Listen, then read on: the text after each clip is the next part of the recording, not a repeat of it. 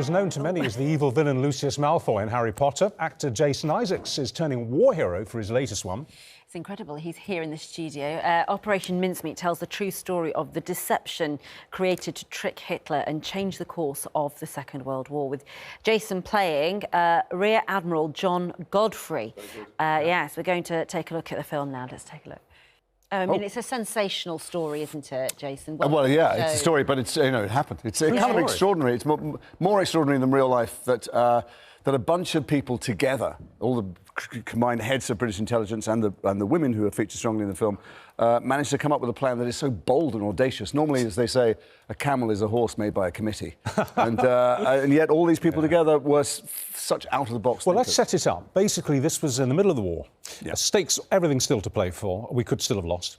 The Allies were going to invade Sicily as a prelude to invading... Well, the Allies needed to get back onto mainland Europe. To get into Italy. Yeah, the only place that anyone with half a brain knew you had to land was Sicily. There was no other place. But since they knew that, Hitler obviously knew that Sicily was the only place. And so we had to divert their attention from that. Yeah. Just boil us down to what was the essential components of Operation Mincemeat, because it's a kind of thing you'd make up in a novel. It's a mad plan. So first of all, I need to say that Colin Firth and Matthew McFadden and Kelly MacDonald star in the film. I'm in it, but it's their film and their story in many ways. But okay. I play the man who M was based on, eventually, and he has a plan called Operation Barclay, which is across the whole of the continent. So the British set up a fake headquarters in Cairo. They invented a fake army. They had inflatable tanks. They did a whole bunch of things in Greece, raids on local places to look like they were preparing the ground for a raid on Greece.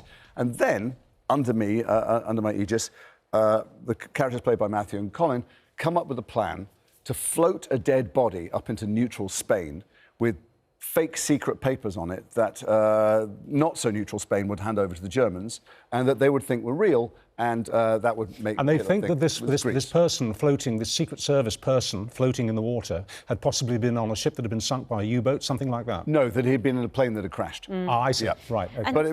But there were so many things that could have gone wrong, and had it gone wrong at any one of the 93 stages, it would have blown the entire deception. So I had the unenviable task in the film of playing the man who tells them it's a terrible idea and not to do it. And the whole audience, of course, is going, no, do it! And you mentioned M, the famous Bond character. Explain, in real life, Ian Fleming, who wrote... The Bond films. Bond film, was worked for your character. He was my assistant. And actually, many of them turned out to be spy novelists because they couldn't take their real-life stories and tell them, so they turned them into fiction novels. But my assistant, played brilliantly by Johnny Flynn, who nailed the voice in an uncanny way, is there taking notes. Part of the original, there's a memo called the Trout Memo that was given to Churchill, which had something like 50, I can't remember, insane ideas for how to fool the Germans. I mean, such mad ideas. And there's a question about how much of that did Fleming write, because many of the stories that weren't used against the Germans turned up in Bond. Turned up in the Bond novel. Yeah, and your character, that's what he based M on. He based M on me. There is Q department in there as well, because we have some fun. I mean, it's an entertaining story. We tell it, or John Madden, the rather brilliant director of Shakespeare in Love, tells it in an entertaining way. So there are threaded through it things for Bond fans. But just getting back to Operation Mincemeat, so this body, and we never know to this day who actually that body was. I hate contradicting on your own show, Richard, but that because of declassified documents, we do now know who it is. He's being honoured, yeah. Well, for a long time we didn't, did we? That's absolutely right, yeah. A mystery. So Ben McIntyre's brilliant book was written in the light of all these newly declassified documents. Right, well, happy to be contradicted on that. Anyway, the Germans swallowed it. Well, yeah, I mean, what's the story? There's many ways it could and did tip into disaster. And it, for instance, landed in Spain, and they did the thing they weren't expected to do, which is give the body back to the British. The British, like, don't want it. And there were, you know, many things had to be manipulated along the way. Things were discovered that weren't meant to be discovered. Yeah. Obviously, like in Titanic, we know the boat sinks, but there are 1,000 stories along the way we don't know how they're resolved. I mean, you've been in so many things that we've seen, and of course... Yes, I'm old. I've been around. That's true.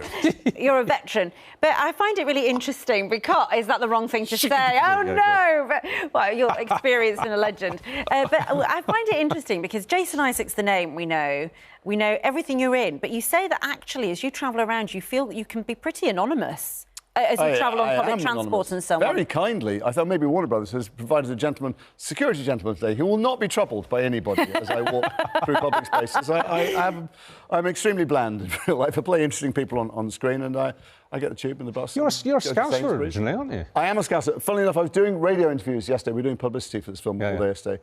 And I did a regional tour where you sit in a chair and you get there, go, it's Radio Merseyside. And I found, to my horror, within 3 seconds of talking to Radio Merseyside, I was back talking like that again. Saying, talking like fantastic. that. I play Admiral John Godfrey, thinking, what is that?